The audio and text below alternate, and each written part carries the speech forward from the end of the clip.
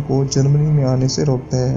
लेकिन एक हफ्ते बाद बरतानवी क्रूजर जहाज HMS पाथफाइंडर पहला जंगी जहाज होता है जो कि तबाह हो जाता है। जर्मनी की सबमरीन जिसकी सरफेस रेंज 9000 मील है और जिसको डिटेक्ट भी नहीं किया जा सकता और इसलिए ये पानी में आसानी से हमला कर सकती है। मशरकी महाज पर चीजें जर्मनी के खिलाफ जा रही थी और बाकी की फौज को मगरबी महाज पर रखा हुआ था। मशरकी महाज पर जर्मनी को गैम्बियन के मकाम पर शिकस्त होती है और इनको पीछे हटना पड़ता है। इसके बाद बहुत बड़ी गलती होती है रशिया की फौज से।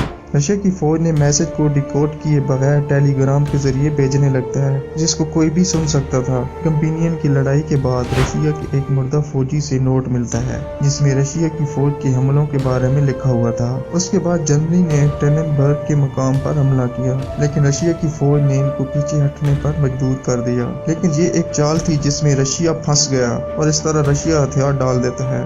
1 लाख रूसी फौजी को कैदी बना लिया गया और 50,000 जख्मी हो गए। इसी दौरान ऑस्ट्रिया हंगरी सर्बिया पर हमला कर देता है लेकिन ऑस्ट्रिया हंगरी को शिकस्त होती है। फिर वो रशिया पर हमला करता है लेकिन वहाँ पर भी शिकस्त होती है और उनको पीछे हटना पड़ता है। यहाँ पर 3 लाख फौजी हलाक हो जाते हैं और इसी चीज का फायदा वहाँ सल्तनत उस्मानिया उठाती है और रूस पर हमला कर देती है। इस तरह से सल्तनत उस्मानिया भी जंग में शामिल हो जाती है। अनवर पाशा जर्मनी से हाथ मिला लेता है और तुर्की के जहाज रशिया की बंदरगाह ओडिशा और सेवेस्टोपोल पर बमबारी शुरू कर देते हैं। रशिया जो कि उस्मानियों के खिलाफ जंग का ऐलान कर देता है और रशिया उस्मानियों पर हमला करता है और उनको शिकस्त होती है तो उस्मानियों को पीछे हटना पड़ता है। अब जंग यूरोप से निकलकर दुनिया के कई हिस्सों में फैल रही थी। जर्मन फौज